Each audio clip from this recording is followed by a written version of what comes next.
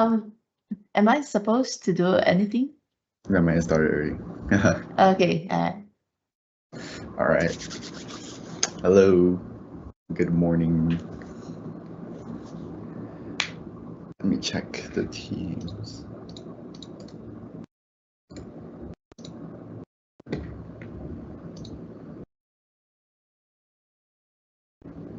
Oh, actually, I can't really see the other people who are joining in, or I can see them. You can look in. Oh, actually, I have no idea about this. Let me see. Christine, I think you can put your content, like, can you share content first? So I put in queue, and then after when he's done, I can just bring it up. Okay. It says something is being shared in the live event right now. Anything you share will replace it. Yeah, that's the concern I had. Yeah.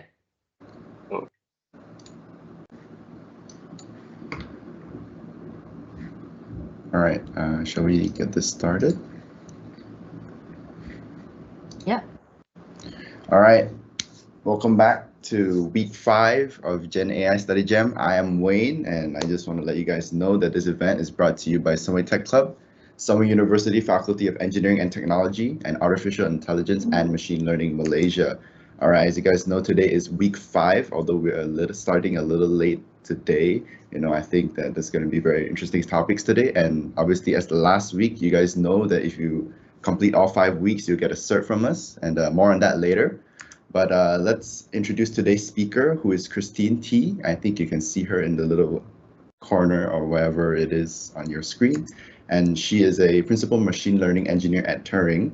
And today's topics are going to be MLOps for generative AIs. And without further ado, I think let's get the show on the road. Back to you, Christine.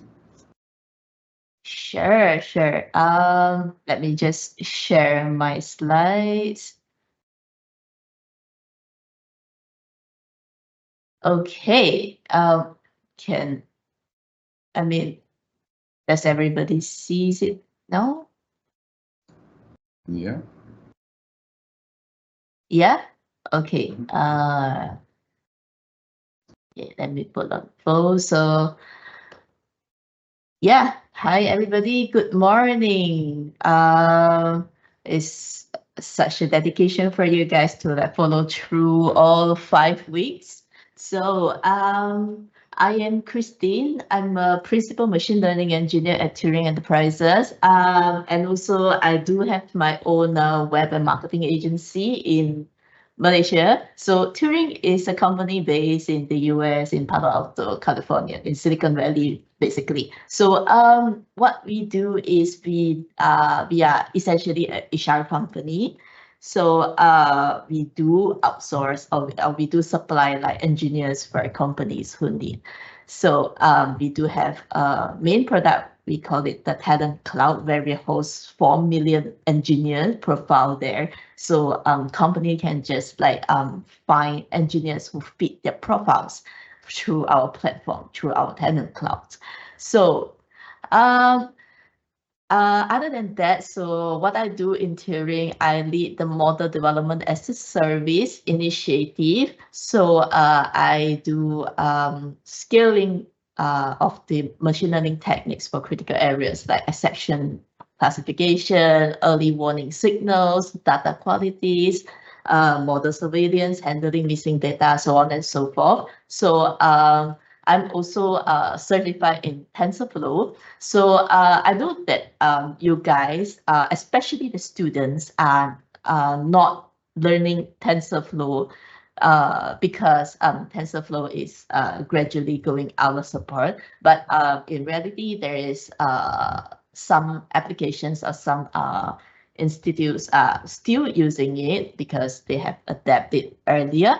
So yeah, so that's what I'm still maintaining. I'm still doing that TensorFlow-based technique and JAX-based technique for data quality controls.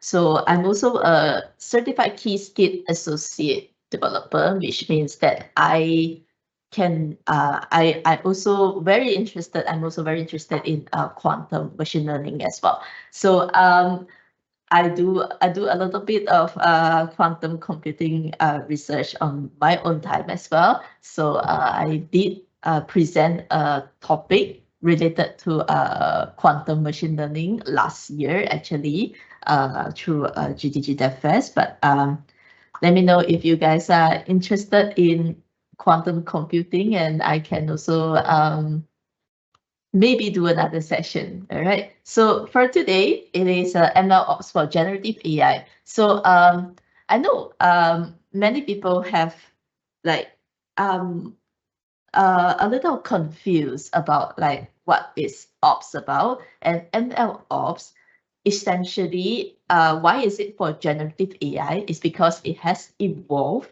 through the time. It's evolving very quickly, looking at how fast machine learning, how fast things are moving, how many new models we have every day, how do we have like agents now. So this evolvement actually brings the changes into the ops operations as well. So we are going to go from the top first, from what is DevOps first. So if you guys have access to the white paper that we have shared throughout the week, which is on Kaggle. These are the topics that they have covered. So GenAI lifecycle and MLOps adaptation, development paradigm shift, model adaptation and data practices, comprehensive evaluation and monitoring, extending MLOps to agent.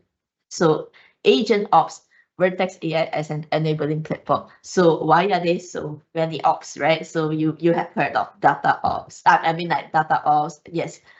DevOps, MLOps, now agent ops. What are all these ops, right? Basically, they're just like a set of practices, a set of like a set of standards that we adapt, and then they all actually started from DevOps first. So DevOps essentially means development and operation. It is the practice of like efficiently productioning deterministic software applications by integrating the element of people, processes, and technology. It serves as the foundation for the following terms.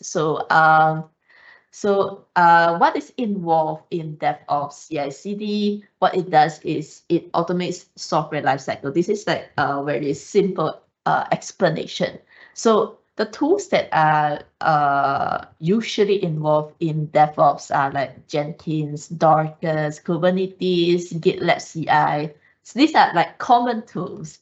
There are a lot more tools that are available there, depending on company.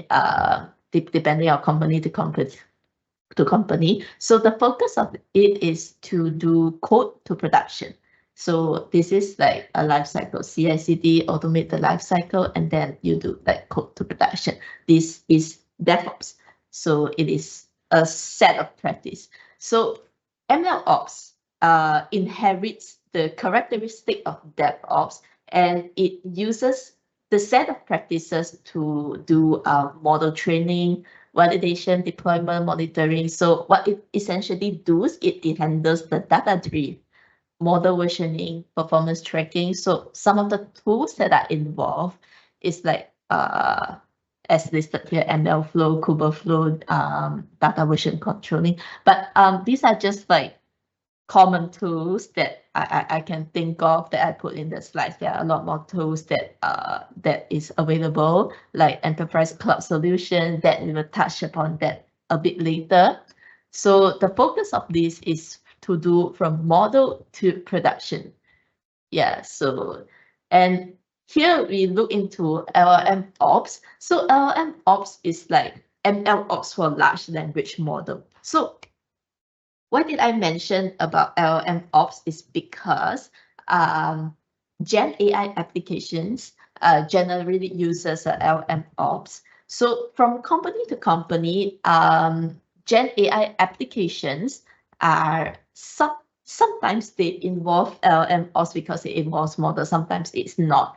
Okay, so this one, just a brief run through. So MLOps is MLOps for large language model. So because you do have like a set of another problems when you are managing that large language models. So LLM fine-tuning, quantization, prompt tuning is involved. So all these things, like how many things? 7 things here. So rep management, agent management, content lag management, latency management. These are some of the common things that are involved in LLM ops, but not limited to some companies. They actually split it out, and then like they do have like agent ops, things like that. So depending on the scale of the project. So some of the tools that are commonly seen is VLM, deep speed, LangChain, weights and biases. So what it focus on is LLM lifecycle and optimization. So this is just like some of the key differences. So that we have mentioned earlier. It is just like a conclusion of DevOps, MLOps, and LLM ops. So this is just like a summary. So I really like this diagram that I saw on a Medium article. It is a conclusion. It's a diagram that explains how the principle of DevOps are inherited and specialized into various ops. So why are there so many ops? Like basically they all inherit the principles of DevOps, and then they use it to manage like model GenAI applications. So MLOps for GenAI application, sometimes they call it GenAI ops because of how fast things are evolving.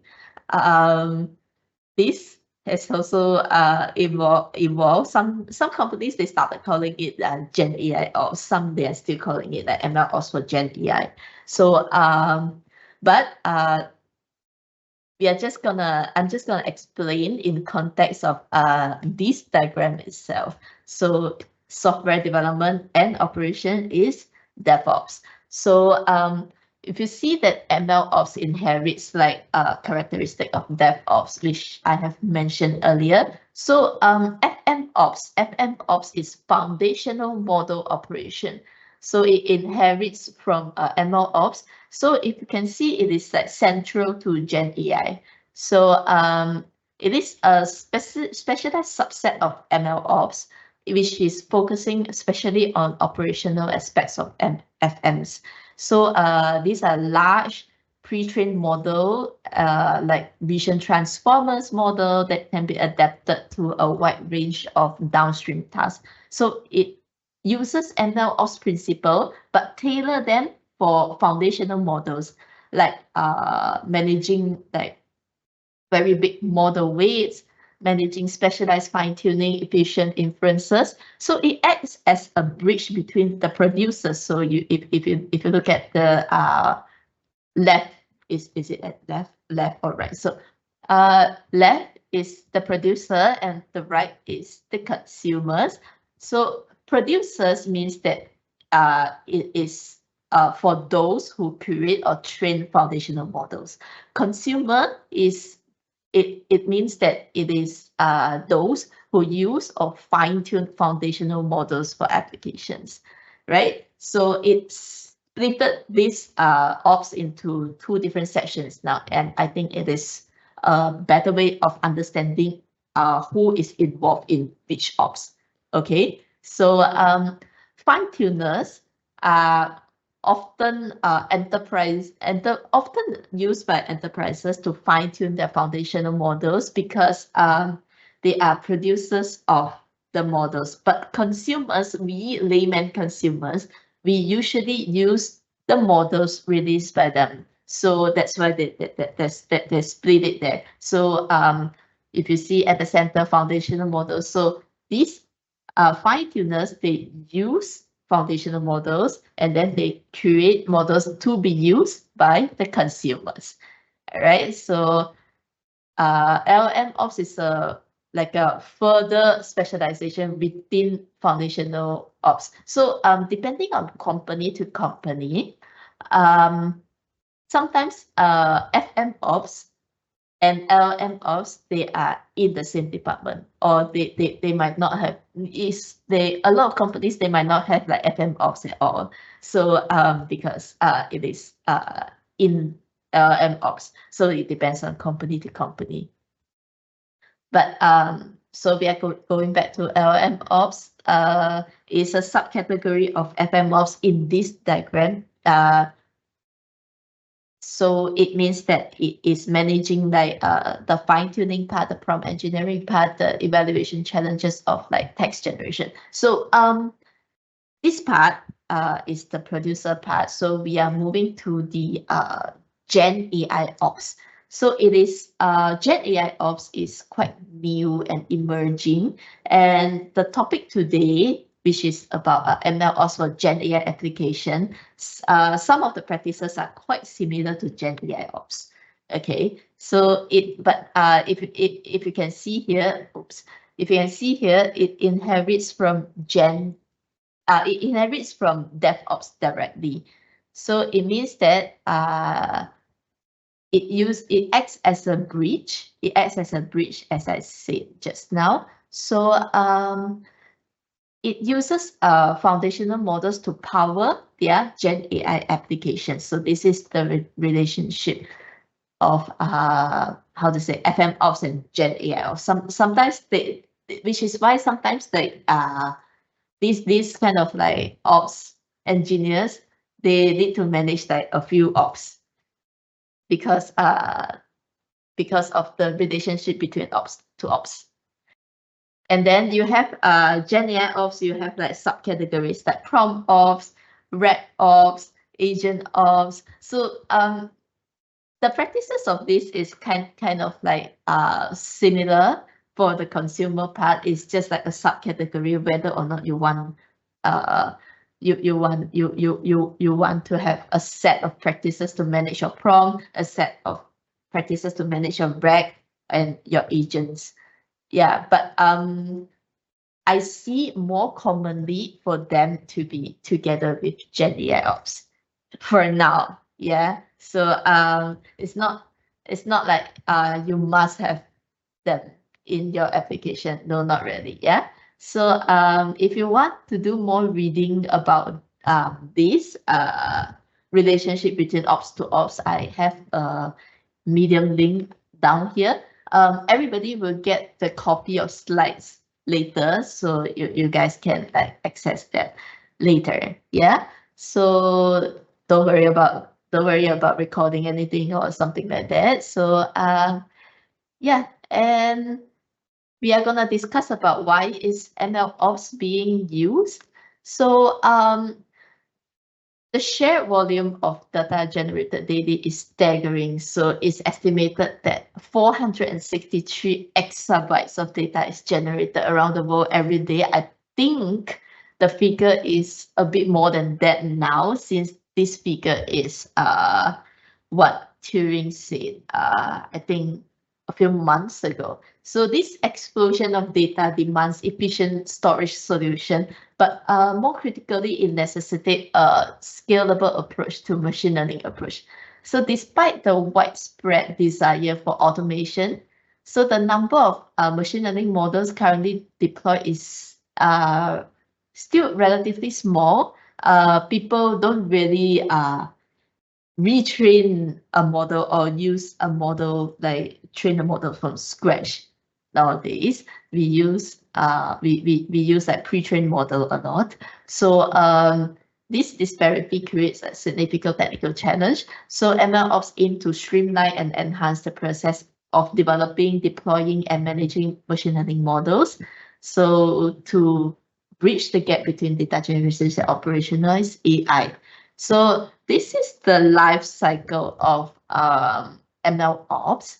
So if you can see that you have model creation, CI/CD, deployment, orchestration, governance, health and diagnostic monitoring, and business metrics analysis. So this life cycle is basically what MLOps is managing.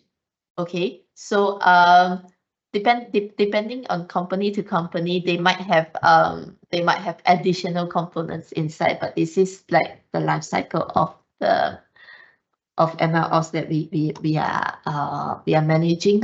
So this one I have a comparison between like traditional MLOps and Gen AI. I mean like MLOps for Gen AI later. This is actually traditional MLOps. Okay, traditional MLOps life cycle, but then for Gen AI there is additional components there.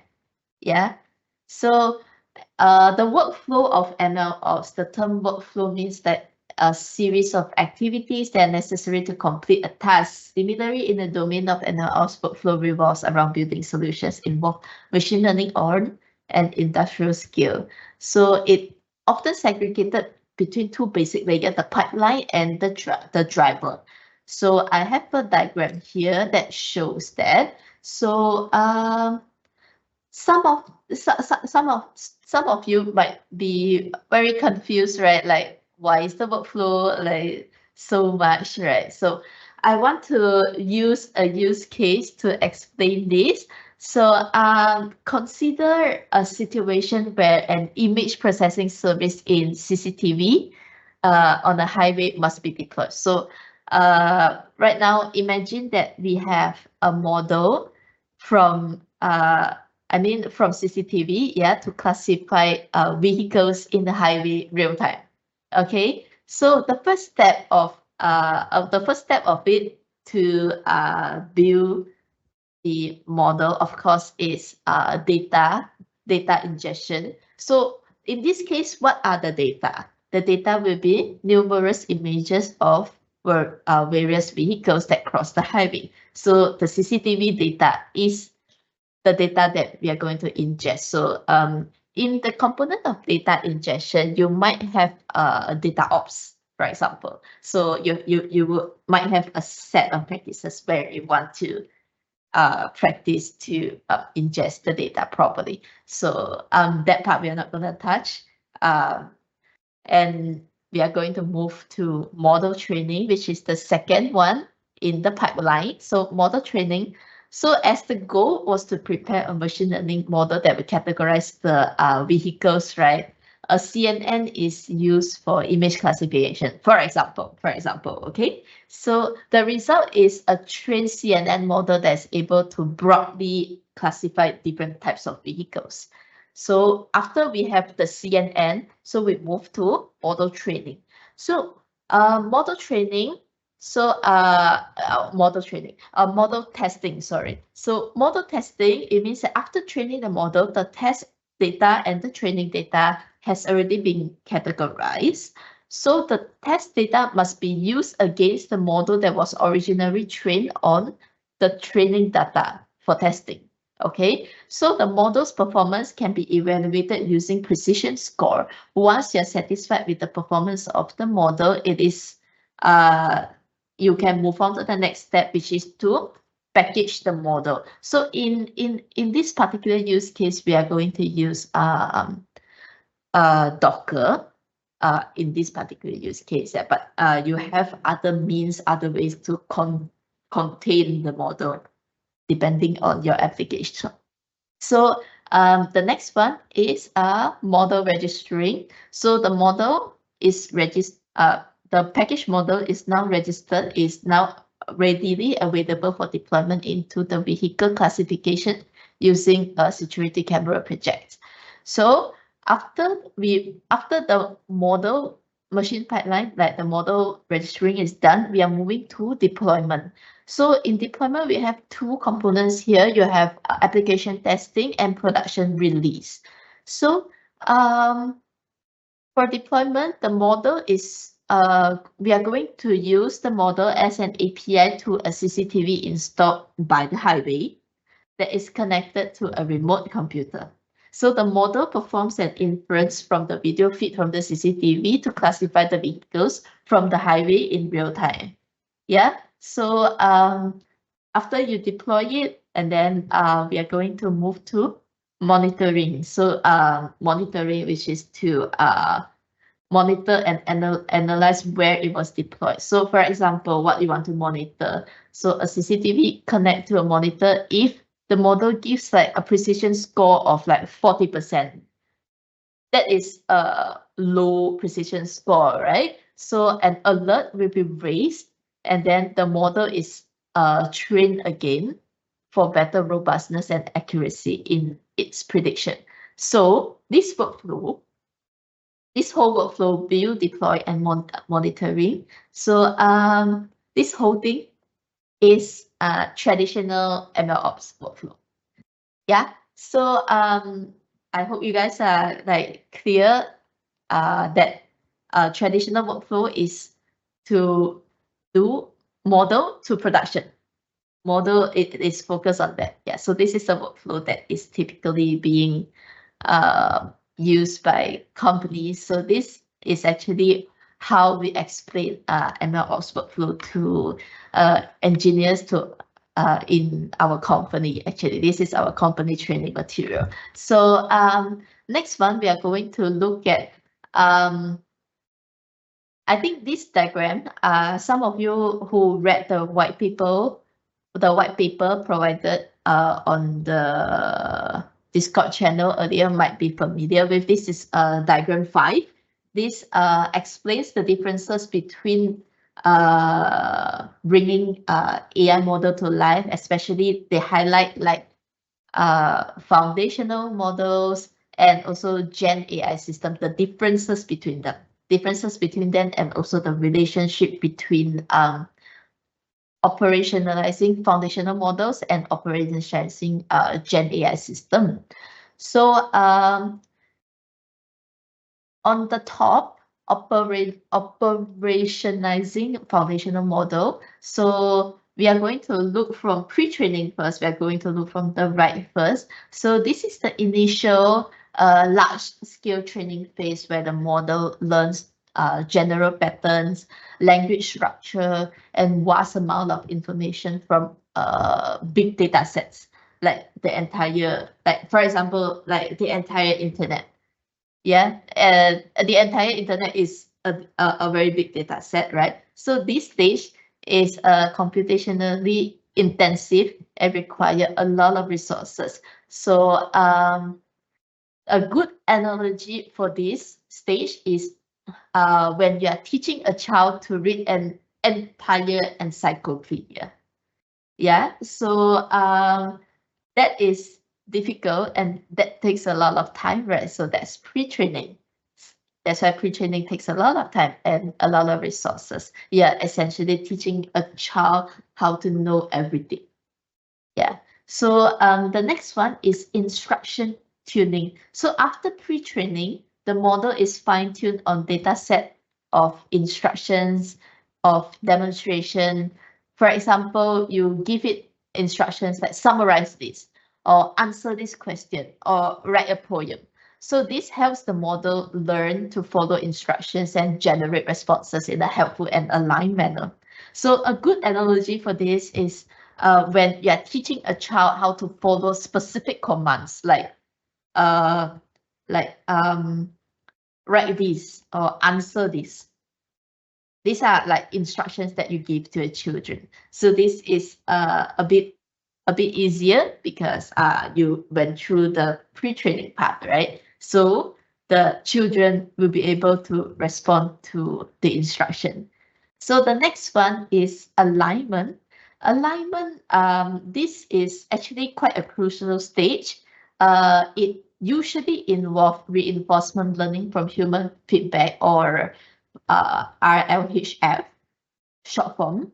It is to further refine the model's behavior to align with human values, preferences, and safety guidelines. So it minimizes harmful bias or unhelpful outputs. So this stage is very important to avoid harmful outputs, or like, just bad outputs that recommend people to do like bad things. So a good analogy for this is that you are trying to discipline your child. You're trying to teach the child to be polite, to be helpful, and to be safe, don't hit people. Yeah, so this is this is the stage of alignment. And for serving, the foundational model now pre-trained, instruction tuned, aligned is made available to use. So typically, it will be available to use as an API endpoint to developers and enterprises. So this is the point where it becomes a product. Yeah. So an API that is like ready for users to call. So an analogy for this is to make this child a highly knowledgeable assistant.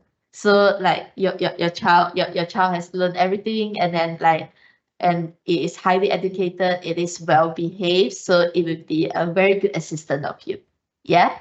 So the bottom pipeline, so the green part, the green part is where we are right now. It describes how developers and organizations build specific applications or systems that consume and adapt the foundational models to solve a particular business problem. So at the discover stage, at discover stage, the good analogy is also to teach the children how to read the entire encyclopedia. So how to say, not specific. It is how to say. This is identify the potential use case of GenAI within organization. Yeah. So you are going to discover the business problem that could benefit from generative capabilities. So this is the part where you want to discover specific to a use case, specific to what problem that you're solving. So an example of this that is how customer service could be improved by an AI chatbot. That is an example. Yeah. So, and then the next part is to curate data. So this part is to collect and prepare specific data related to the use case. Pretty straightforward. And then for develop and experiment.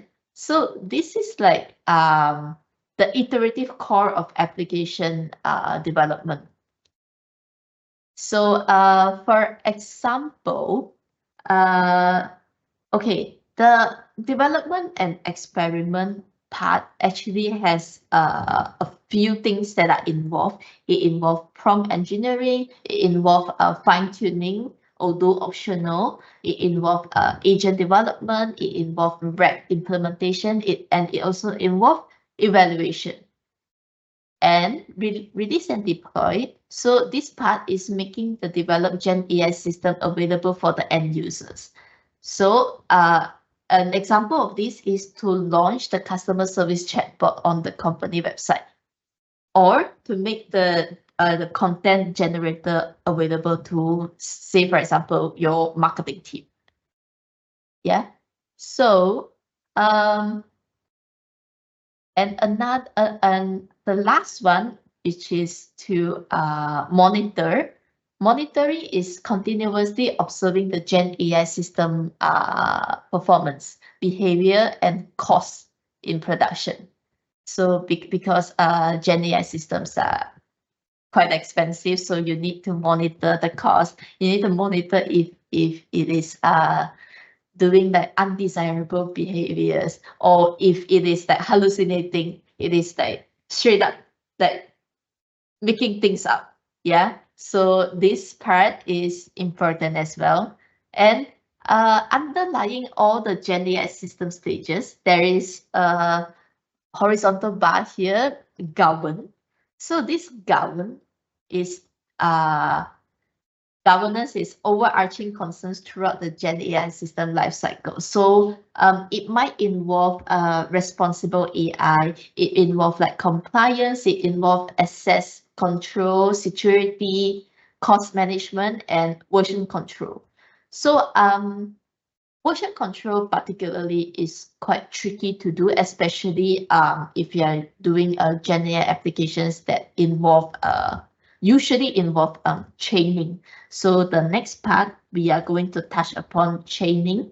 So because Gen AI, particularly LLM, face a lot of challenges in maintaining recency and avoiding hallucination. So to make sure that it's not like just straight making things up or hallucinate too much. So what we do is to chain multiple foundational models together or chain multiple like agents together in order to solve more complex business problem. And it is an iterative process of the chain component and evaluation. We constantly evaluate the chain. So what is inside the chain? So the components of the prompt, the chain involves like a prompt model. The prompt inside the prompt model, you have the prompt and you have the foundational model, and that is the initial interaction, which is prompt. The prompt is sent to a foundational model like an LLM. So an example of this is what is the benefit of like cloud computing? So the prompt is sent to the LLM, and then the LLM generate a general answer. Yeah, that's how you use the LLM. And then the next one is it augment with external data. So the output from the initial prompt model step might not be sufficient, or the foundational model might lack specific, or it might not be an up-to-date information. So this is the core where RAG is involved. So inside here, you have additional relevant data from external resources to help give it like a more specific response. So, and then you have the next one. This is the embed data. When augmenting with external data, especially like large textual data set, it's often necessary to convert this data into a numerical representation called the embeddings. So these embeddings allow for efficient like semantic search and retrieval of relevant information. So for example, your internal knowledge-based documents are converted to vector embeddings and stored into a vector database. So semantic search can quickly find the relevant passage. So after this, we are going to prompt the model again with like a prompt and a foundational model components. Yeah. So after augmenting with external data and embedding it for retrieval, this new enriched context is often fed back to the foundational model along with the refined prompt. So this allowed the model to generate a more informed and accurate responses, and it stays grounded more instead of like hallucinating. So this is how we ground the model more. Okay, and then logic as code. This logic as code actually represents any like traditional code or programmatic code that process, filter, structure, execute action based on the LLM output. So this involves like parsing the LLM response, calling external API tools, validating data, or applying business rules.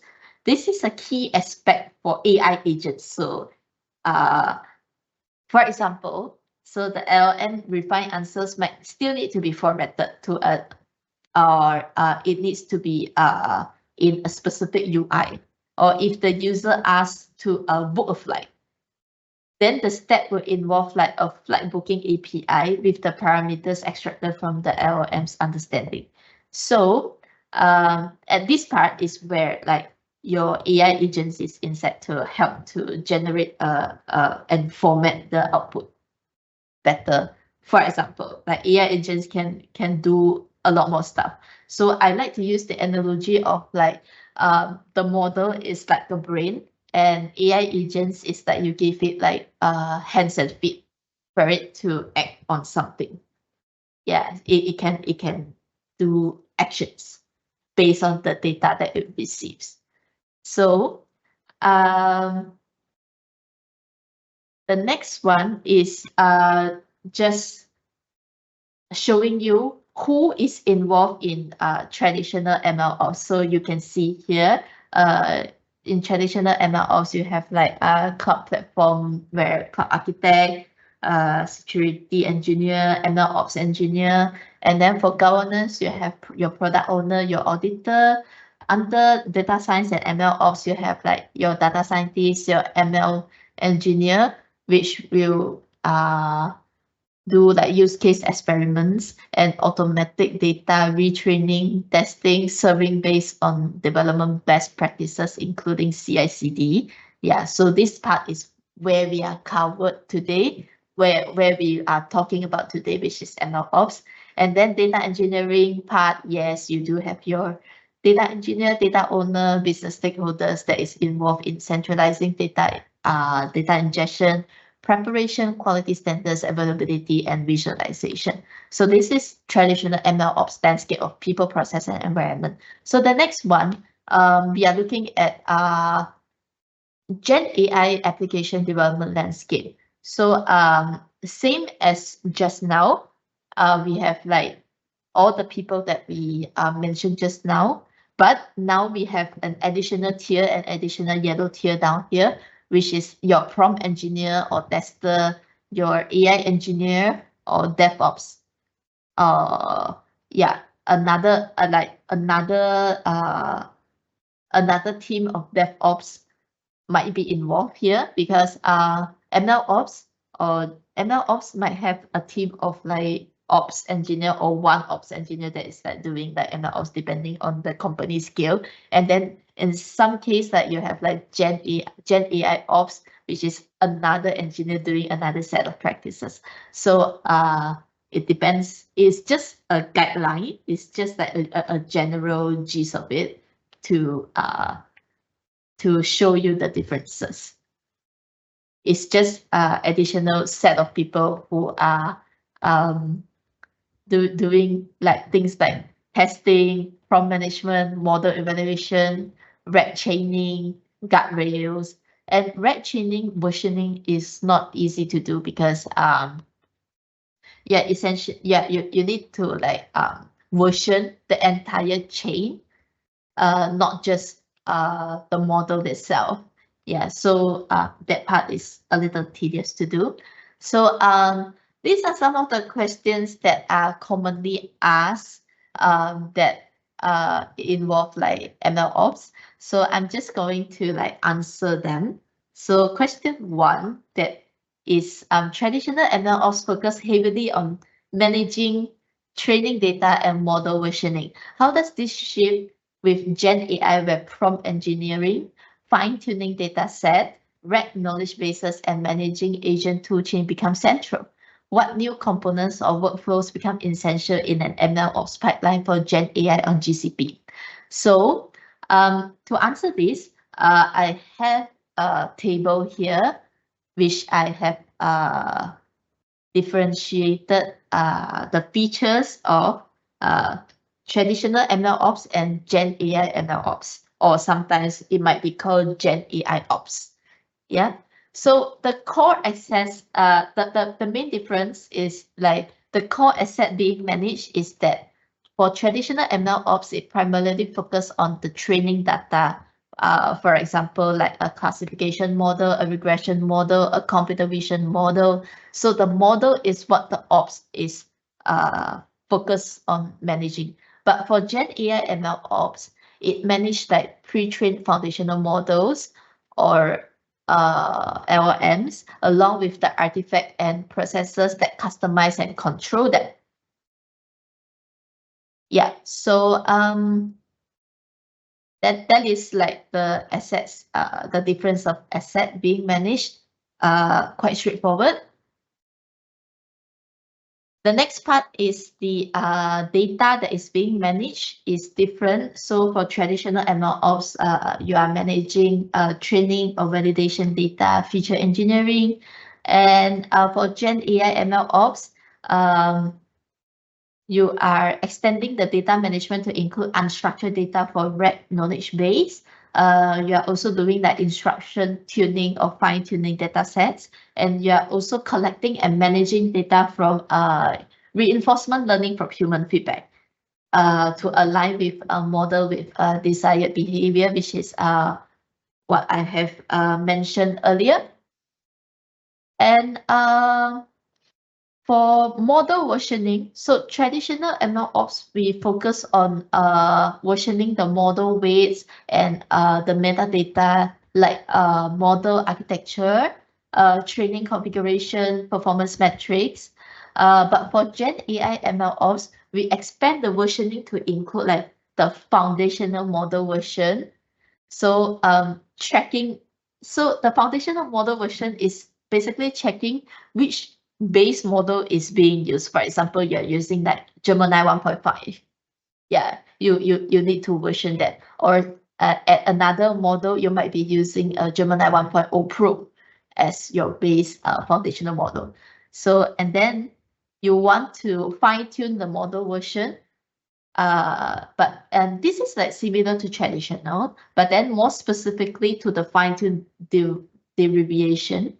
And then prompt template versions, which is crucial as prompt directly influence output. And also you are versioning your RAG knowledge base, so it tracks the changes to the data source, chunking strategies, and embedding models. And you're also versioning your agents. So for more complex agentic system, and also versioning your rules, your tool definition, and your orchestration logic. So there is more things to version under GenAI MLOps, because you're not only versioning the model, but you're also versioning like the entire chain, as I mentioned earlier. And for evaluation part or for training purpose, training for MLOps is usually involve training model from scratch. But for GenAI MLOps, we usually don't do that. We usually just use a pre-trained model to fine-tune or to do transfer learning to continuous prompt optimization to perform that. Okay, so the next one is evaluation. So traditional MLOps, we rely very heavily on quantitative metrics like accuracy, precision, recall, F1 score, AUC, etc., against ground truth. But for GenAI MLOps, the evaluation method is more nuanced. So for example, you have like qualitative evaluation like fluency, coherence, relevance, tone, which is quite subjective because we're evaluating how close LLM is outputting like human human output, right? So, and you also have like human in the loop evaluation. So it or HITL evaluation. So for this one, is under human judgment, which is essential for tasks lacking a clear ground truth. So if we don't have a clear ground truth, we cannot use quantitative metrics to evaluate. So we need human to evaluate whether it is outputting correctly. And then you also have a LLM as a judge. So LLM as a judge, which means that you are using a more capable LLM, you're using a more capable model to evaluate the output of another LLM or your AI agent against a specific criteria. So this one is falls under automated evaluation, which we will touch a little bit later. So and also safety and fairness metrics. So it detects like toxicity, the bias, the hallucination, and other harmful content. RAG specific metrics, which is to evaluate the retrieval accuracy, groundedness.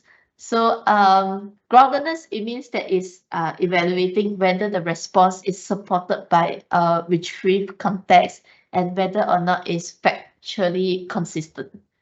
And then you also have a set of like agent-specific metrics.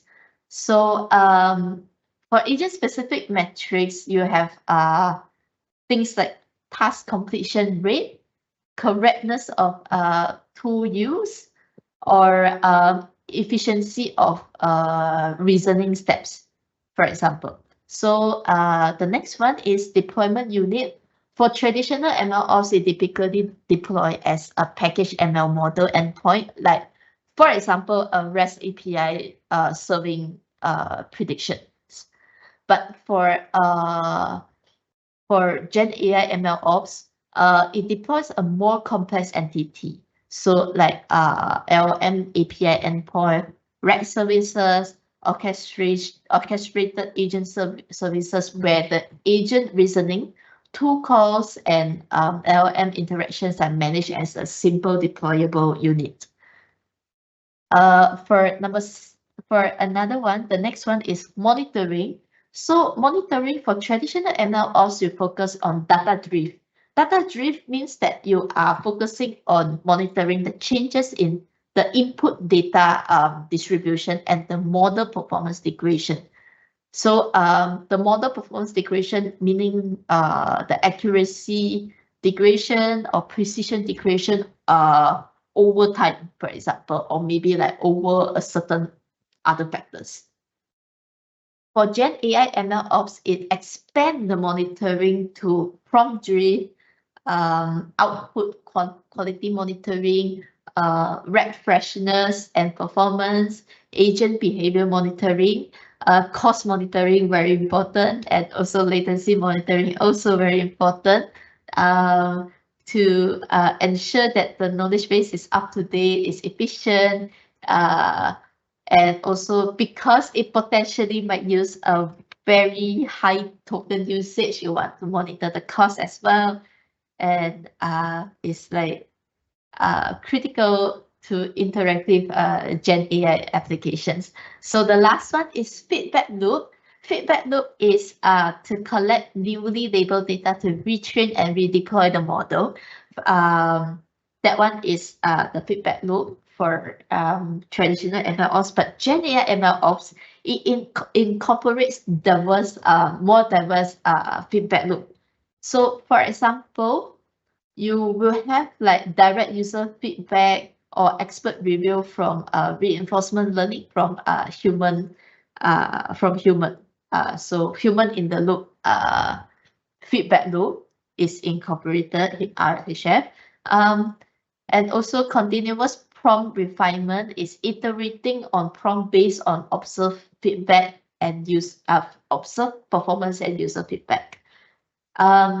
For RAG knowledge base updates, it regularly refreshes like the underlying data. And also another thing that it has feedback loop is the agent behavior analysis. So it uses like logs and monitoring data to refine agent logic and tool use. So this is a summary of the differences between like traditional MLOps and Gen AI MLOps. So it is an evolution that necessitates a broader set of tools and practices, judging on how many things that Gen AI MLOps has to deal with, especially data from human. So this is another table to display the MLOps pipeline for Gen AI on GCP. So these are the components that we do, and then in how to say, like, and it is displayed right here in conjunction to the GCP services that we use to perform these components or these tasks. So prompt management and versioning.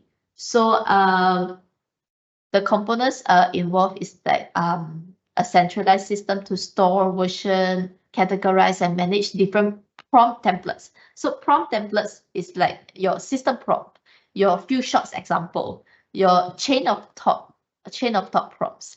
So this allows for reproducibility and track changes. So under GCP, Vertex AI, cloud sources, and Vertex AI experiment can do this part, the prompt management part.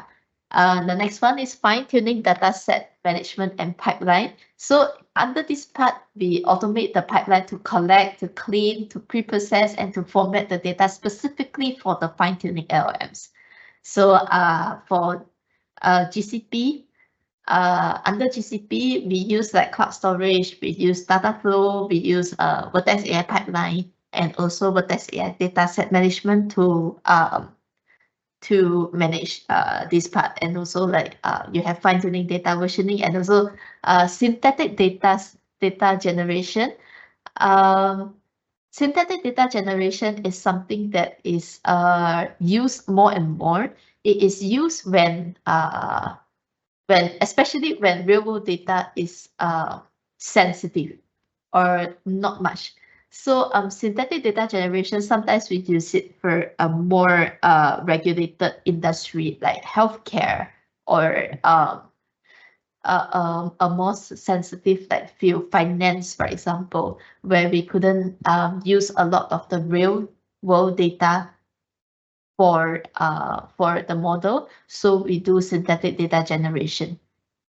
So the next part is RAG knowledge base management. So under GCP for RAG management, we use cloud storage, cloud function, Vertex AI vector search, BigQuery, and cloud scheduler.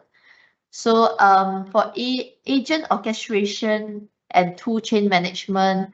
So for this part, it is essentially what we are doing is a system to define, to version, and manage the agent logic, roles, goals, and the specific tools that they can use. So under here, we use Cloud Function, Cloud Run, or KE, Google Kubernetes Engine. Vertex AI agent, cloud source repository, Vertex AI pipeline is used in this part. So the next one is advanced evaluation and monitoring for generative output. So this part is where we collect human feedback on generated output, for example, like relevance, spectral accuracy, safety, coherence, and the tone. So this part we use Vertex AI model monitoring, cloud logging, BigQuery, and also custom evaluation pipeline in Vertex AI pipeline. So and the last one, responsible AI and governance. So this part is a set of tools to proactively identify and mitigate bias in fine-tuning data prompts and model output.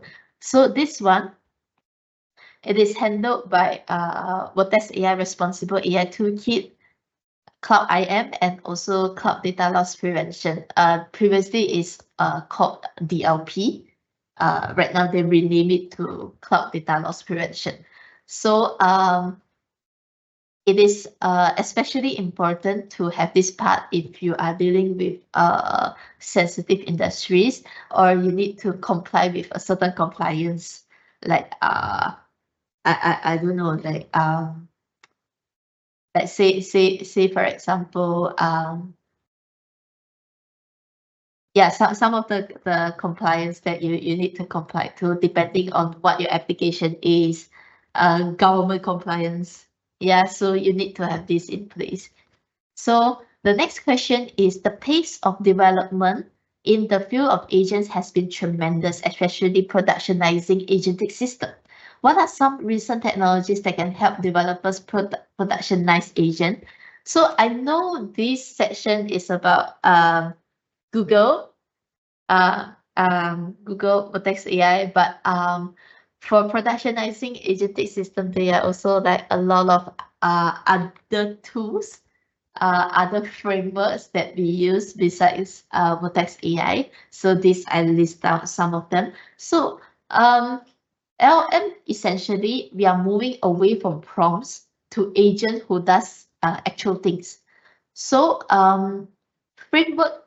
So under framework, these are the framework, agentic framework and platform, which helps you to manage or orchestrate your agent. So under here, I would touch function calling. So in order for agents to be meaningful beyond just giving like long responses, this agent will have to do actual things like interact with like APIs, interact with a lot of data sources, etc. So the quality of LLM that are good in function coding will have a big impact. So automated evaluation platform is also important. So automated testing and evaluation. So having unit tests or frameworks to test agent is not an easy or scalable way since they interact with many things. So if human in the loop is involved in the evaluation, it will quickly become very expensive and not so practical. So automated testing and evaluation with like bigger, more capable models, as I mentioned earlier, is also very essential for models. So these are some of the agentic frameworks and platforms that are involved. You can see that you have like chain and line graph, AutoGen, Crew AI, Llama Index, Super AGI. But LangChain is more commonly used because it is also supported inside Vertex AI. So for cloud-based and enterprise platforms, you have Vertex AI. Of course, for AWS, you can use Red Agents, Databricks, AgentBricks, Dataigu AI agents, Copilot Studio, Watson X Orchestrate. Watson is not so commonly used among consumers. It's more, but it is actually used quite a lot on industries as well. SageMaker and Salesforce Einstein. Salesforce Einstein is mainly used when your sales data is already in Salesforce lah. So for that one we use also, but there are some components that are missing in Einstein that we have to use Vertex to serve sometimes. Yeah. So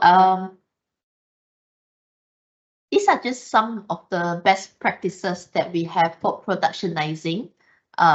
So clear objective settings, iterative development, like start small and then you scale up later on.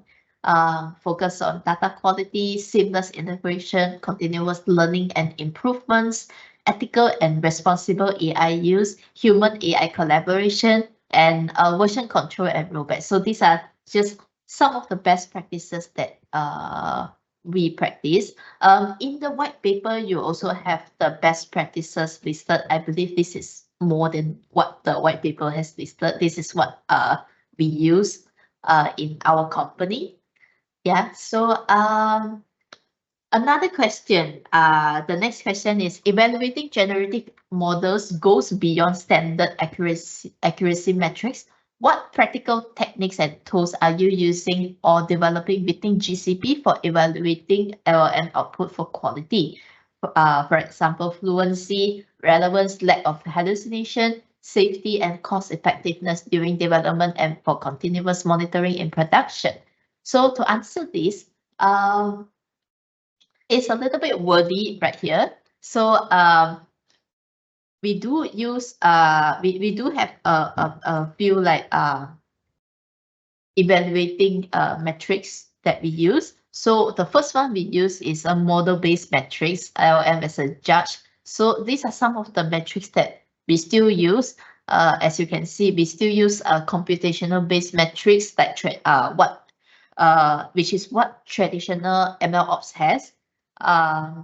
We are still using it right here. So point-wise metrics, pairwise metrics, templated custom criteria. So the judge LLM. So judge LLM is a more capable model. So for example, if you're using like Flash for your model, for your LLM, you might be using another, like say for example Pro, or maybe another like maybe a Claude model as a judge, for example.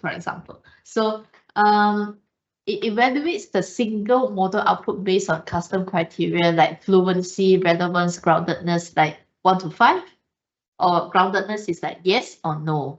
Yeah, so for pairwise, it compares two candidate model outputs, for example, from different prompts, different models, or a candidate or a baseline, and then pick the better one and providing reasons. So this is excellent for A/B testing variation. So templated and custom criteria. So Vertex AI does provide templates for common criteria like fluency, coherence, conciseness, factual accuracy, safety, sentiment balance, and allow full customization of your evaluation criteria and corresponds to your judge prompts.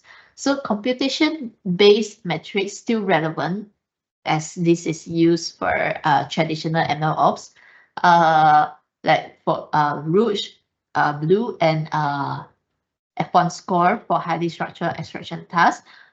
Agent evaluation. So this one is specifically designed for agents that are built with LangChain, LangGraph, or Crew AI. So it evaluates the retrieval quality, request quality, and overall performance, often using proprietary LLM judges.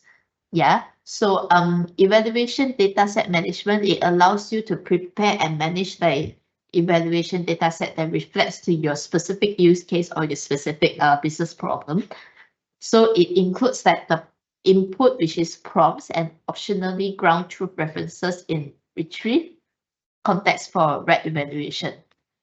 Yeah, so and the second one is human in the loop feedback. So this one is another way that we evaluate the quality of the model.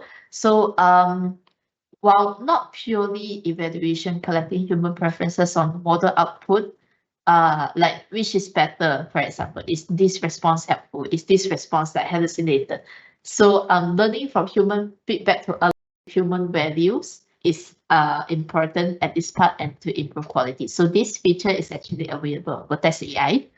So for custom annotation platform, so this one is for more complex fine-grained human evaluation. So developers might build or integrate with custom annotation platform. For example, you use the data flow to process data for annotation. So or for example, you might have like computer vision annotation that you could be using things like Hugging Face, for example. Yeah. So you have many platforms to do custom annotation depending on also depending on what kind of data that you're annotating with. The third one is RAG specific evaluation for groundedness or lack of hallucination. So it evaluates how well the RAG system retrieve relevant data for a given query.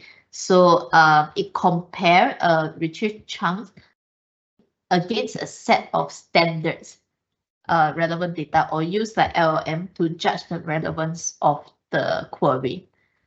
So for groundedness metrics, which is to assess whether the LLM response is actually supported by the retrieve context, we do use again LLM as a judge and also reference-based model.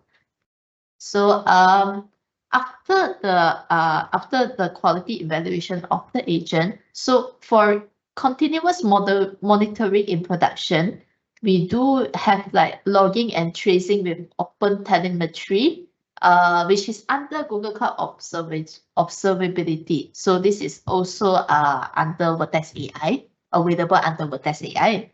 So cloud logging and cloud monitoring, it captures detailed log of LLM inputs, outputs, intermediate agent steps like tool calls, RAG retrieval, and associated metadata.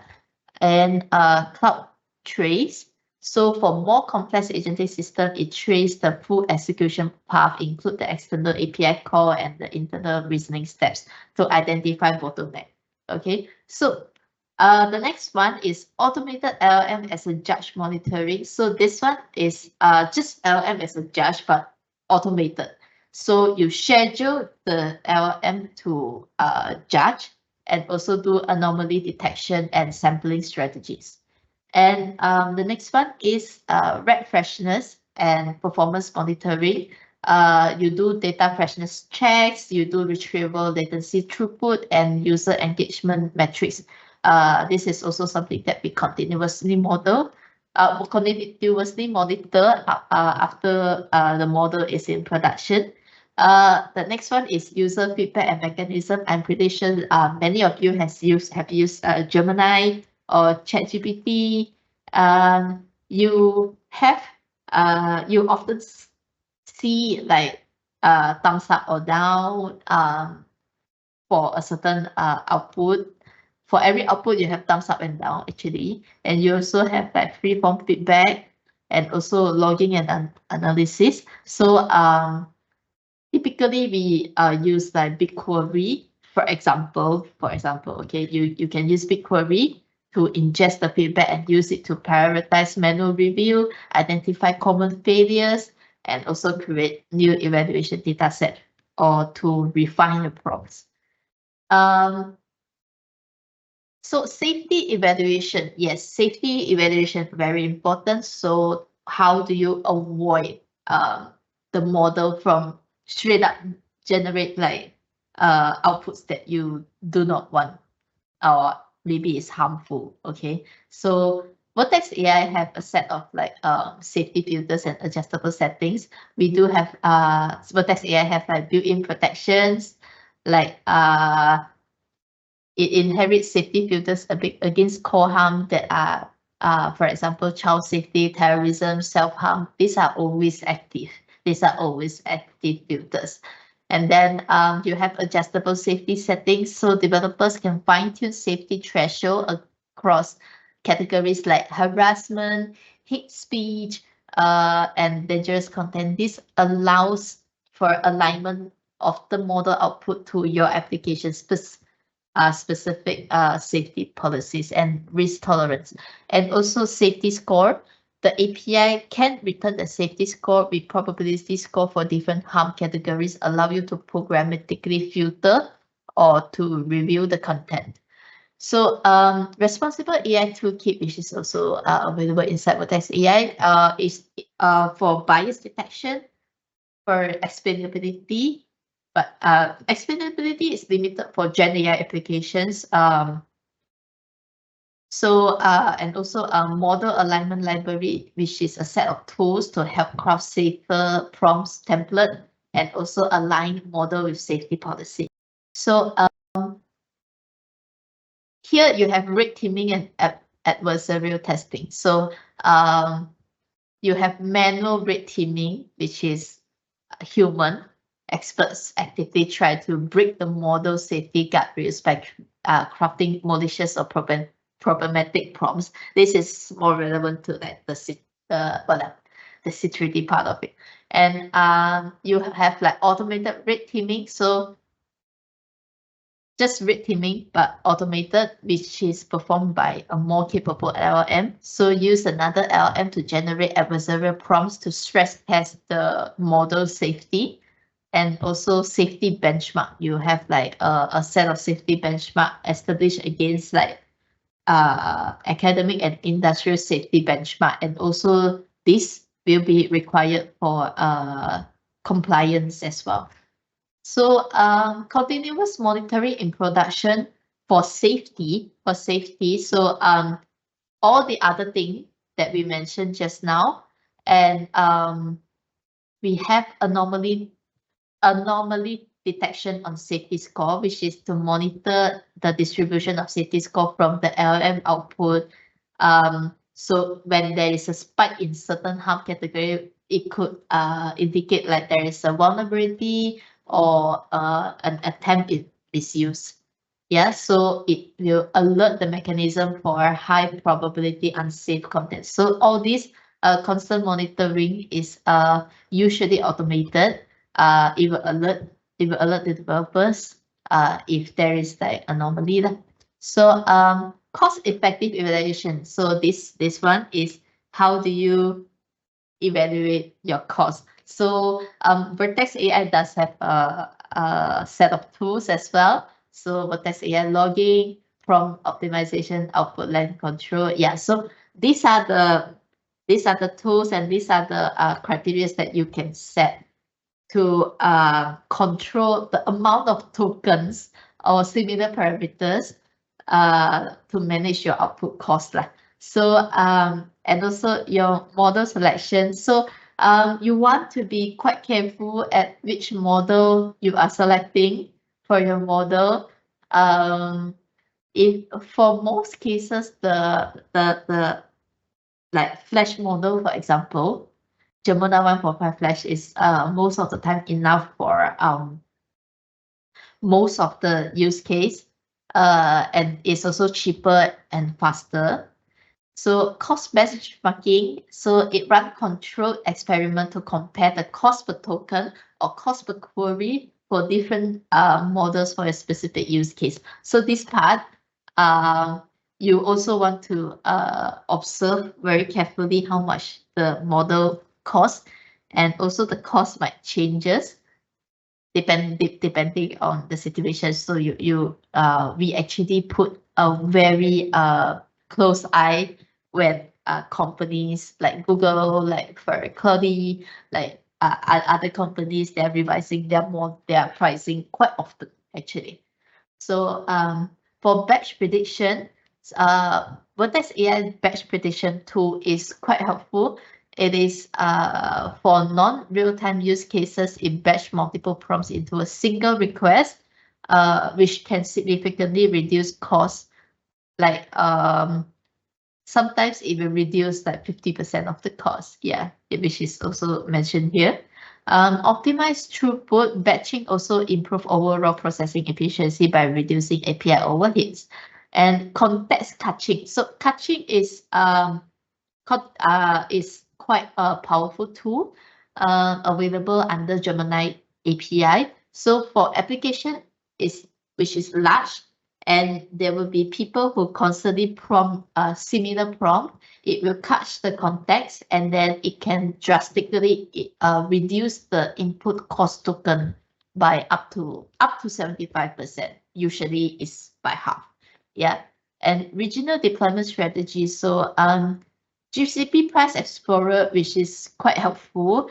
So I remember when I was estimating my application. So I last year I was in a startup where we have to estimate how much the application costs if we deploy the whole it is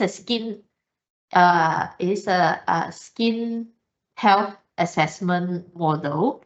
So we are looking into how much it will cost if we host the model in GCP. So this pricing explorer has been quite helpful into providing an estimation so that we can pitch to the VC and help the VC understand the cost that we need.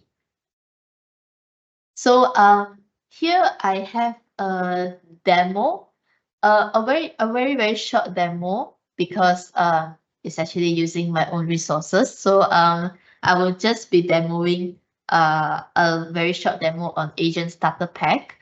A little introduction on why do we need Agent Starter Pack is because for experienced developers like us, we actually require at least 3 months to develop a dummy GenAI agent to production. And it takes for an average GCP customer to launch a GenAI agent to production, it could take up to 9 months. So then Google realized that, okay, like it takes a very long time for them to like develop and to put it into production. So they have this thing called the Agent Starter Pack, where you can just like develop and deploy an agent within like within minutes. Yeah. So why is that? Okay, why is deploying agent taking such a long time? So these are the components that are involved. So you have like your customization part, where you need to tailor the agent's behavior to a specific business need and processes. And you also need to securely connect the agents to a relevant, high quality and fresh company data. And you have security. security part where you need to implement like data privacy controls. You need to do like access management and safeguard against the adversarial attacks. And that takes a long time. Yeah, so you also need to do things like performance measurement. So it defines the metrics and systematically assess the agent's quality, accuracy, and safety before it goes live. So, and also you have like dataset generation, which often require the creation of synthetic or curated dataset throughout evaluation and fine-tuning, which also take quite some time. Yeah, and you have infrastructure deployment. Yeah, deployment infrastructure, which is to build a cost-effective, scalable infra to host the agent. You have CI/CD testing, which is to establish automated pipeline for continuous integration. You have a UI integration, which is to embed the agent into a user-facing application. And you have like observability, which is to do performance monitoring. You have to track the agent's operational health, latency, resources consumption in real time. You also need to do things like data collection. You need to like develop things like mechanisms to collect and user feedback for continuous improvement, the CI/CD part. So these are the components that are involved in deploying an agent. So it's reasonable why it takes such a long time. So this is why we have like agent starter pack is available on this GitHub link. So it reduces time to production from months to weeks, and it is also a more friendly way for beginners to learn how to build prod-ready agents in GCP lah. So this is the high-level architecture of like the agent starter pack, and the feature that it has is that it is a prod-ready API server. It has a UI playground for experiment, which I will demo that. You have like CI/CD and Terraform. You have ready-to-use AI patterns, and you also have GCP native observability. So this all this is available inside Agent Starter Pack, which we can do. So I will then change my window to here. Let me just share another window. Okay, so for this part, I am using Google Cloud. So here is the Agent Starter Pack page. Let me just resize this. Okay, this is the Agent Starter Pack page, which has everything you need to get you started to set up your first agent project. So here I'm using GCP, but if you want to have a better control, or if you want like zero setup, you can use in Firebase Studio or Cloud Shell. Like if you use it in Cloud Shell, it will just be like this, even permission, ask for authorization. Yeah. So if you use it in Cloud Shell, you can just directly run the create command right here. Oops.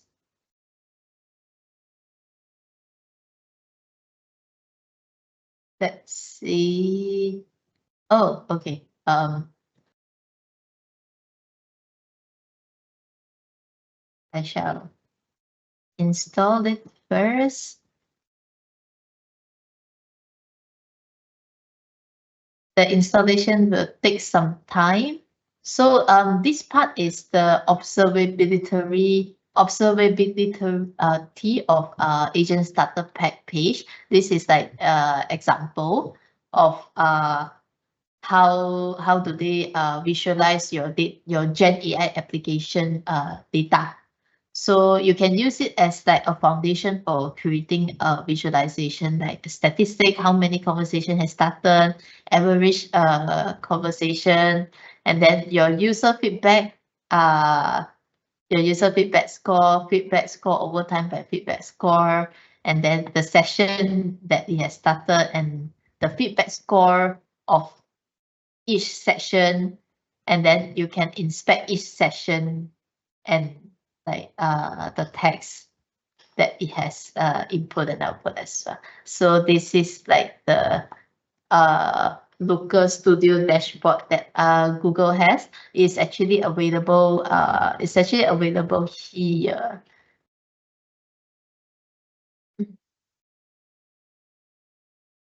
It's actually available in the agent starter pack somewhere, but I will just quickly look into quickly show you agent starter pack.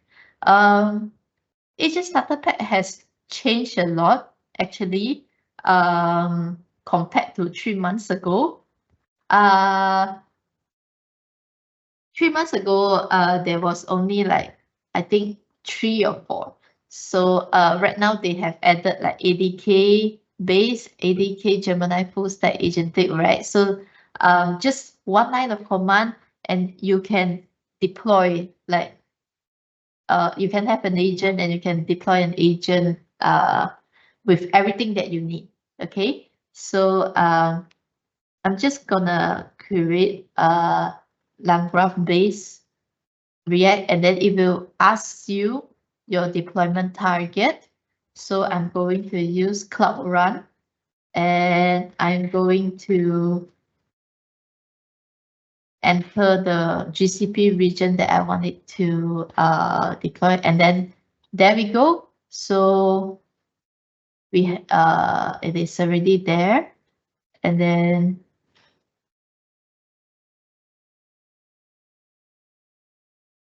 yeah, it will take a little bit of time for it to run. Yep. So our agent is ready. We can now view it on Streamlit. So on Streamlit, it will take a few seconds for it to load the playground.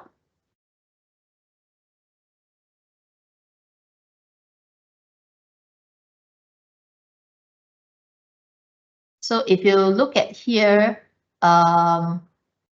just now, like my awesome agent, right? So if you look at here, you have everything that you need. So your Gemini, your Docker file, your like everything, your tests, your integration, your unit tests, and then your front end, which is the playground that we are loading, your CI/CD deployment, your Terraform resources.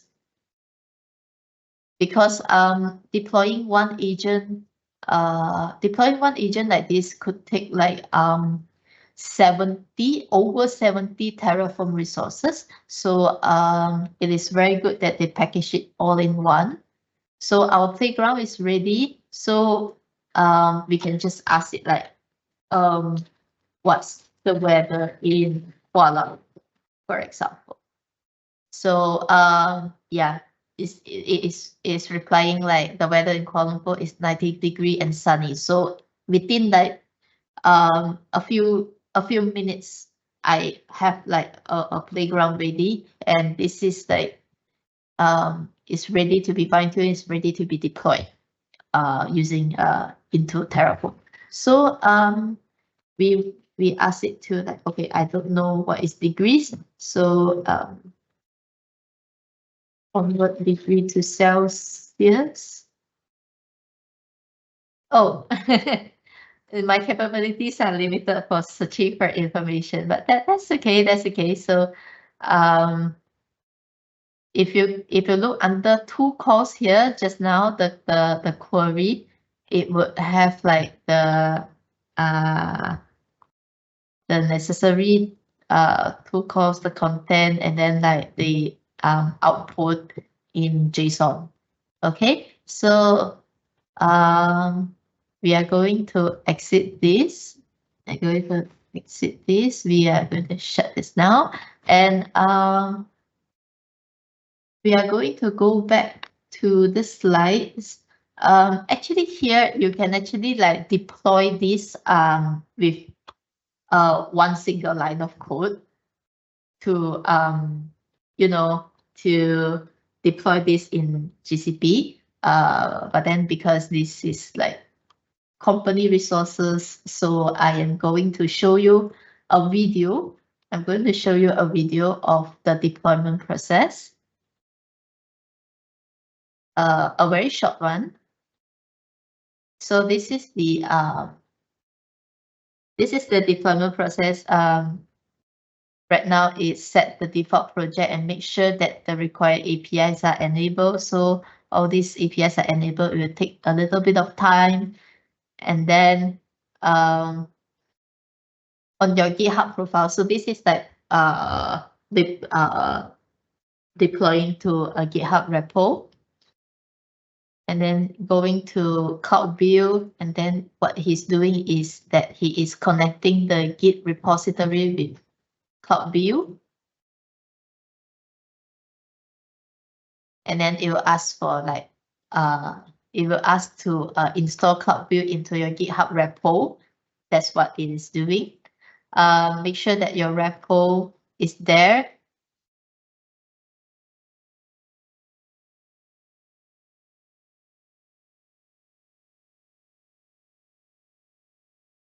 And then what it's doing that it is configuring the Terraform variables.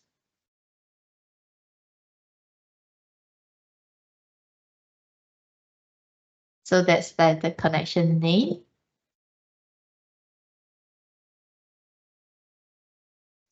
And then now it's deploying the infrastructure with Terraform, which will take a bit of time. At here, actually, he cut the video already, but in reality, it will take like 5 to 10 minutes because it is using like it is creating like 70 plus like Terraform resources, and then now he's initializing the repo and make a commit to check the CI/CD is configured properly.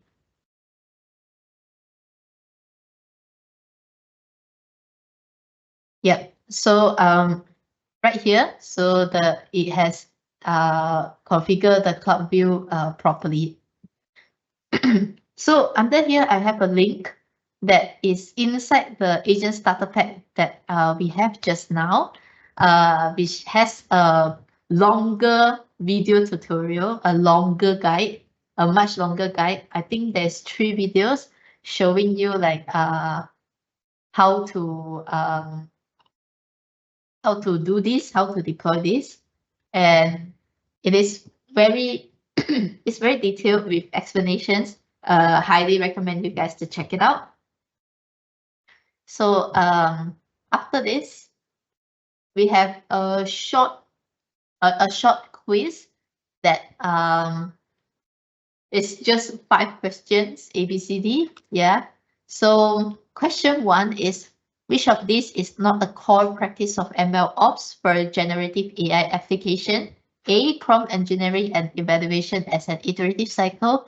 B, data validation, model evaluation, and model monitoring.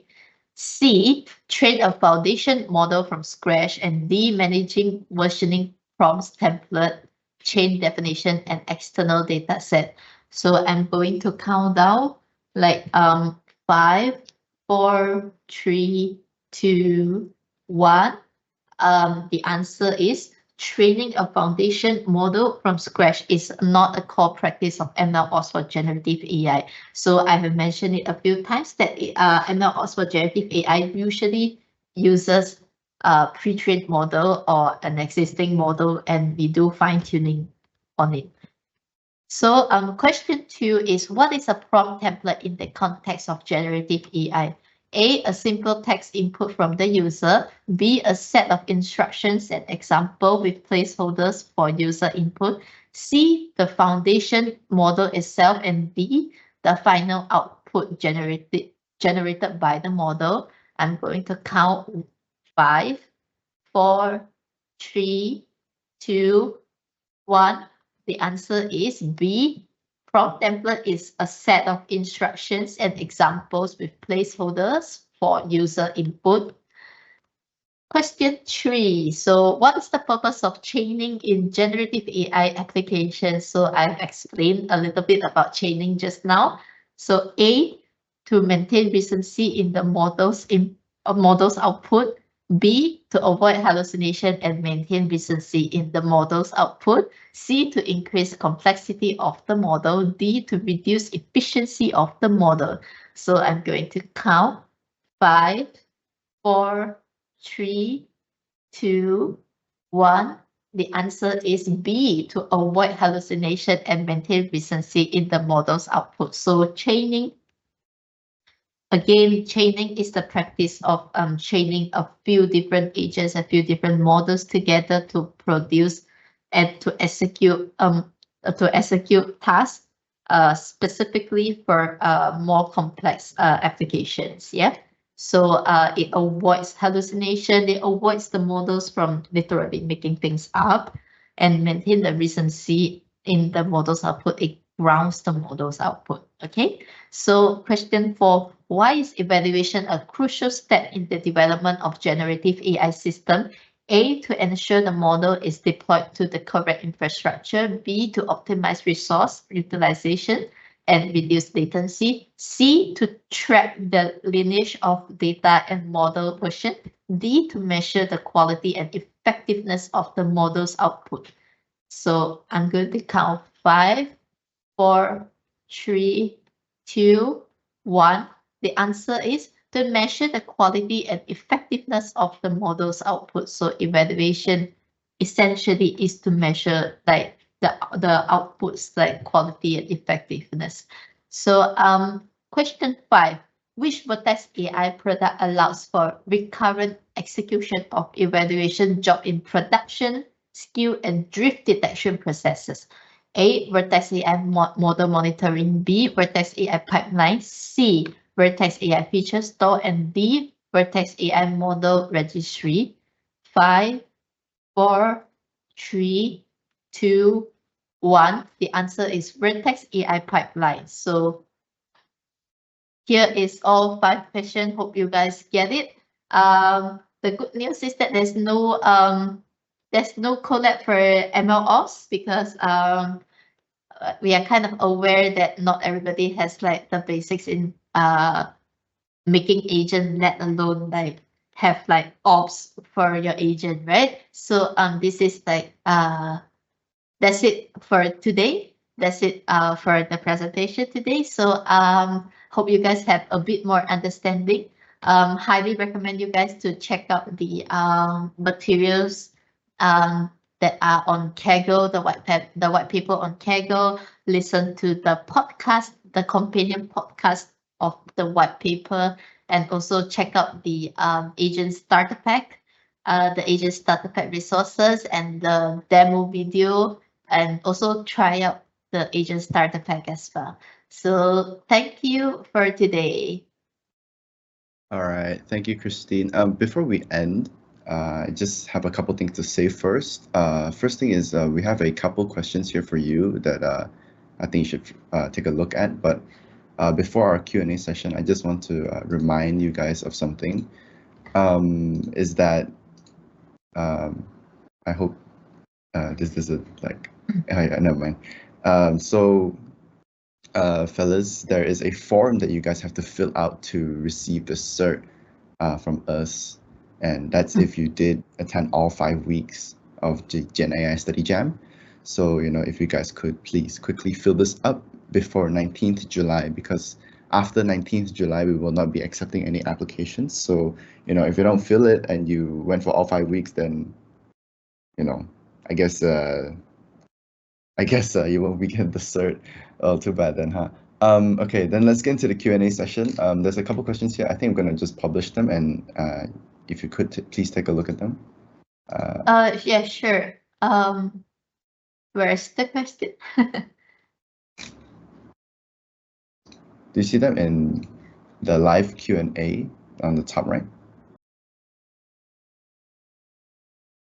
Live Q&A. You know, Actually, I'll just read it to you. How about that? Yeah, sure. Or maybe you can just like put it on the chat, because I don't see like a live Q&A here. Am I missing something, or? No, it's all right. Then I'll just read it too. So someone says, "Hi, I'm new to this topic, and would you mind to share what is the challenges/obstacles and how do you overcome them?" Wow, that's a big question right there. So the challenges, okay, that's a very good question right there. There are several challenges in terms of like the ops, to be honest.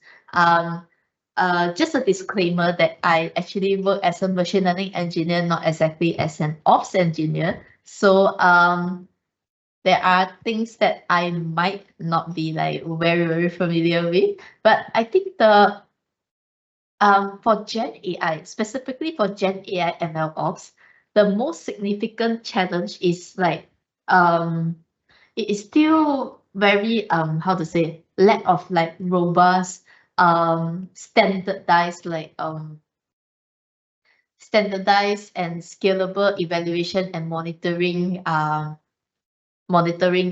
tools or applications.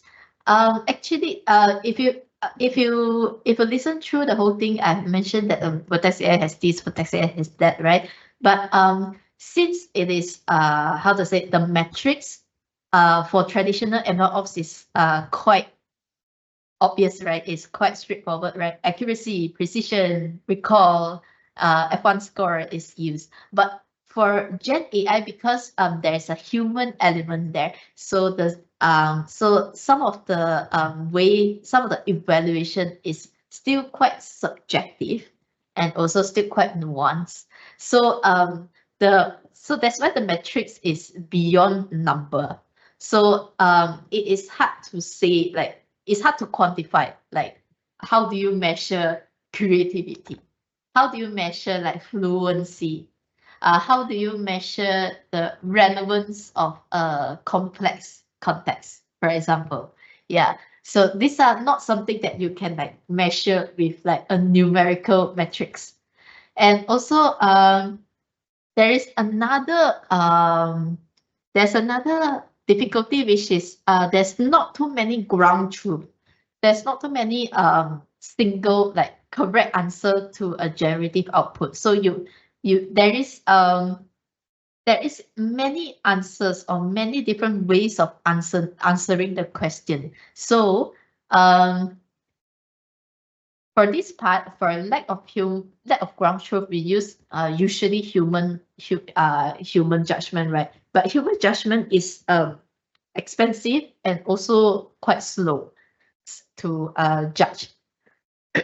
So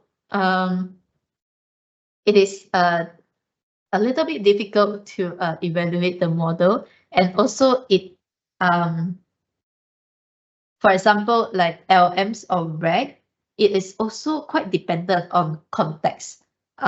So there are some topics or some of the applications that we might not get a lot of data, or we cannot use their data because of certain like laws or rules or regulation compliance, which we are constantly dealing with, like, and then we have to rely on synthetic data, but sometimes synthetic data is also repetitive and not that helpful for the model. So this is quite some of the difficulty that we face. For agentic system as well, there is also how to say, there are a lot of steps involved, right? So the agentic chain quickly become very large. So sometimes it is hard to pinpoint when the chain is so big, right? It's hard to pinpoint which part of the chain went wrong when the output is not ideal, right? You have to check the whole chain and see like which part of it went wrong, and that is quite tedious to do. And you also have scaling issues for human in the loop. Yeah, which is because it is expensive, it is slow, you need a lot of human for that. In Turing, we actually provide that kind of service. This is why we have a talent club of 4 million developers helping us to evaluate models. So there will be difficulty, there will be very significant cost and latency to do evaluation. If you're running LLM as a judge, it can also be expensive, depending on what model you're using, what more capable models that you're using. And also you might face like significant latency if you have like LLM as a judge sometimes. So this is why we are constantly still improving. The field of MLOps for GenAI is constantly still changing. And we also constantly implement and trying out new tools, have like different designs for our agents. And also we have things like agent simulator, agent sandbox is gonna be helpful. So we do need more tools to make evaluation better so that we can like change. We cannot change. So in Turing, in my daily job, that is actually part of my job. So I remember one of my engineers were asking this question that why not we use a model that has like how to say false output, or like output that we don't want, and then we use that model to train the model into telling that that's not the output that we want, which is a terrible idea. It is essentially using gradient ascent for to tell the model, to train the model. To me, is a terrible idea because in layman's explanation, you are trying to how to say, you are a husband and you are constantly guessing what the wife wants, and then the wife is only telling you what she doesn't want, and the husband will have to like do guessing game, right? So that's a terrible idea. So, and the husband most of the time won't get it right.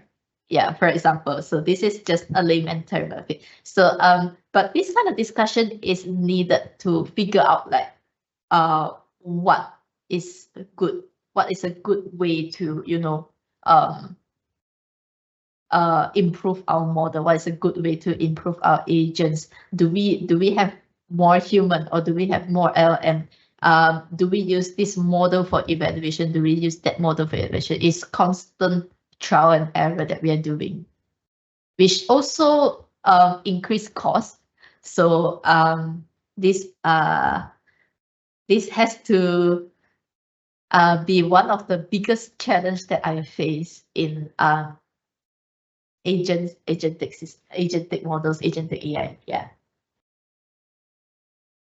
All right, and there's like I think a couple more questions. There's like 4 more. All right, the second one is by the same person. He says or she says that in the life cycle of MLOps, security is not part of these life cycles. Is there any risk or exposure regarding to security? Of course there are risks. Regarding to MLOps. Okay, so the MLOps workflow that I showed just now is essentially just a very high level view. So usually the security part is covered after the MLOps part, or in the MLOps part, but is not mentioned. But usually in the evaluation part, usually in the continuous monitoring part, we usually have to have security measures inside. So it's not that it's not there, it's just that it is just not mentioned, it's covered under a bigger category. Yeah. All right, and someone else asks, I'm conducting a research where I need to evaluate a few pre-trained LLMs, but actually, how do I decide which evaluation methods / which metrics to use? Currently, I include human judgment and perplexity, but I also come across with BERT score, BLURT, move score, and many more. I hope I'm not butchering these names. And I find those are actually more or less similar. So how do I decide which one to use?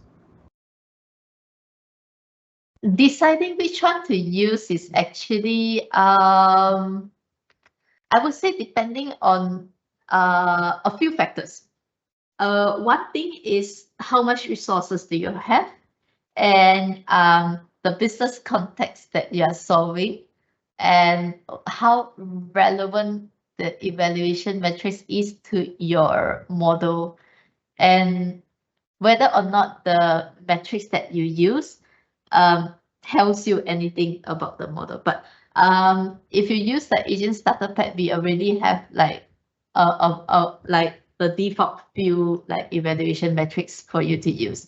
I would say though, in my experience, you want to include as many as possible to monitor, because right now, I feel like the evaluation part, right? Even though you include like as many as possible, right? There's still some part where I cannot pinpoint exactly what went wrong. It is somehow like, okay, I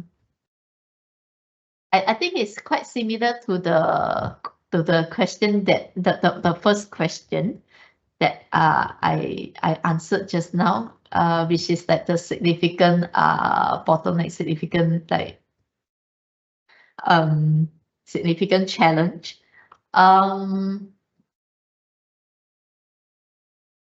I think you want to have automated tools to assess like retrieval qualities. So, and also definitely you're at the right track to include human, because in our applications, right, we also use like hybrid human and human AI evaluation pipeline.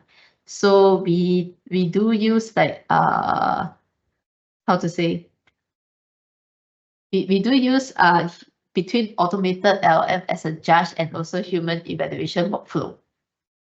Yeah, so in order to choose like which one is the most like it is the most relevant, I guess whatever that is in traditional MLOps you want to use, the accuracy, the precision, the recall, that is still effective to monitor your data drift and your monitor and your model performance. So but the others like I think I mentioned, I think I heard like blue, or I heard like some other metrics, right? For us, it's also a trial and error. So we kind of like, oh, this we kind of like include them, and then after a while, we find out that, oh, these metrics actually don't like it doesn't represent much, and then we remove that later.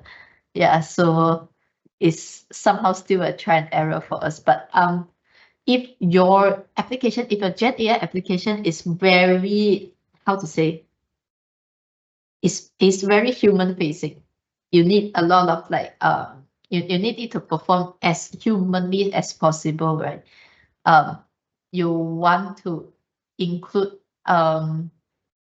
those, you want to include as many as you can to and also the constant monitoring metrics, you want to include that as well. But LM as a judge, right? I believe if you are your resource is not that much yet, right, you can actually omit that first and use human first. And then as you scale up, you include.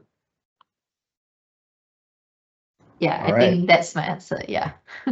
All right. And next, this person asks, how do you apply human feedback into LLM ops? How do you apply human feedback into MLOps? Into MLOps. Okay. So I just assume that your question is that how do you apply human feedback into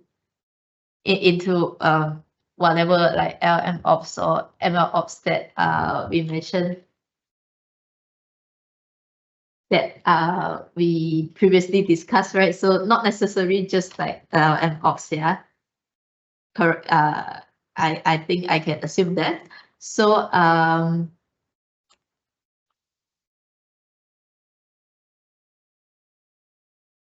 I would say that you want to.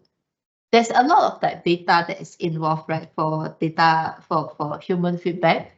So after the fine tuning process, after the alignment, I think somewhere in my slides just now that mentioned that I think figure 6. So we do have a set of like pipeline. Usually if we are using Vertex AI. So Vertex AI pipeline is what you use to collect, to store, and to pre-process your human feedback. And then you will have to do versioning for your data set, the data set that has your human feedback. And then you will use like Vertex AI also to complete the training loop in reinforcement learning, including the the training and reward model. So it's like it's like you get a treat when you perform something correct, and then you optimize the LLM, right? So you also want to do like manual review, a manual review of your sample of output after the whole reinforcement learning process. And then after that is the constant monitoring that I mentioned just now. So for the tracking of version, after the human feedback, which usually uses like Vertex AI experiment or maybe ML flow, is which is to integrate like your human evaluation score into like experiment tracking system lah. So yeah, I guess that's how we implement. I think I answered it right. Like we usually use that Vertex AI pipeline and Vertex AI experiment for that purpose. Yeah. Right, and the very last question is, someone asked, this is too playground for public. How do we use all these techniques for enterprise, especially training on highly P&C data from companies? For highly P&C data for companies, actually the playground, you can use it as your base. The whole thing can be customized. The whole the whole agent starter pack can be customized. It just provide you like the things that you need. Of course, you can add your UI, add your things, and also the evaluation, the ops operation, like it's actually exactly the same as how we are doing like on production, which is inside Vertex AI. So if you watch the video for agent starter pack, right? Later on, I mean like the long version of it actually covers from agent deployment to the ops ops how to say the ops process. So I would say that you can watch that and see whether or not that applies to you. For highly sensitive field, for highly regulated field, right? Vortex AI is actually fully compliant to enterprise standards. So even for companies like us, we use Vortex quite heavily, and also another factor is because it's a bit cheaper than Databricks. So yeah, so Vortex, you can like end-to-end use Vortex AI, or you can actually do the versioning or maybe other process on Databricks and then serve it on Vortex depending on where your data is.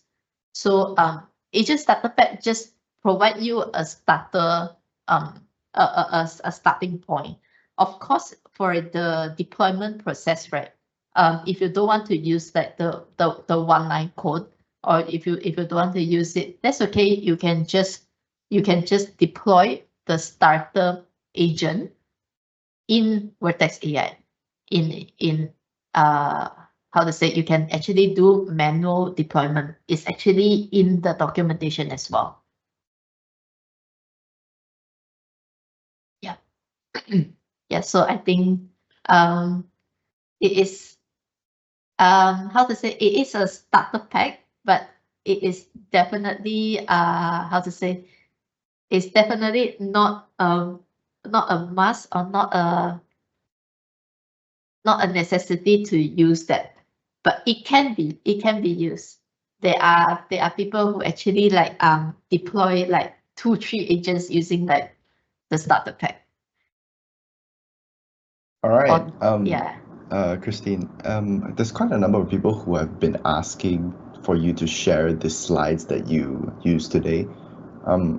Yeah, sure. I can share that. Yeah.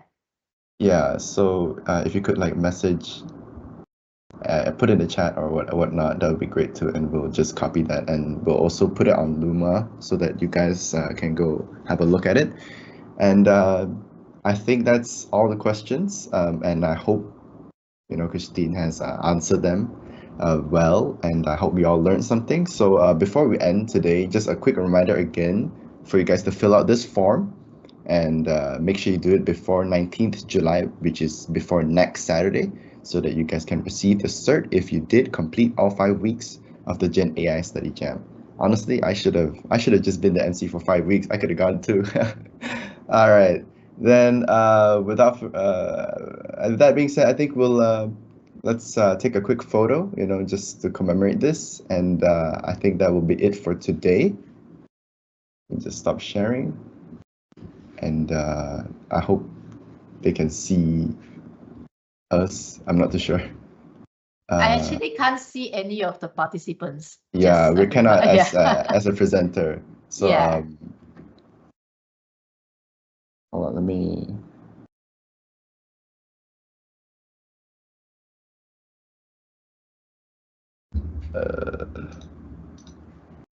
Let me join the photo too,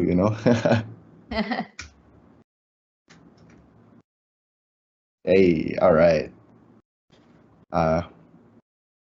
Oh man. Okay, no man. I guess we can only see from down here only. Ian, come join the photo. Come. Quick. Yeah, what is this, bro? All right, great. I guess the photo will be a little small, but I guess smile. Let me see if I got it. No, I did not. Where is it? Okay, one more.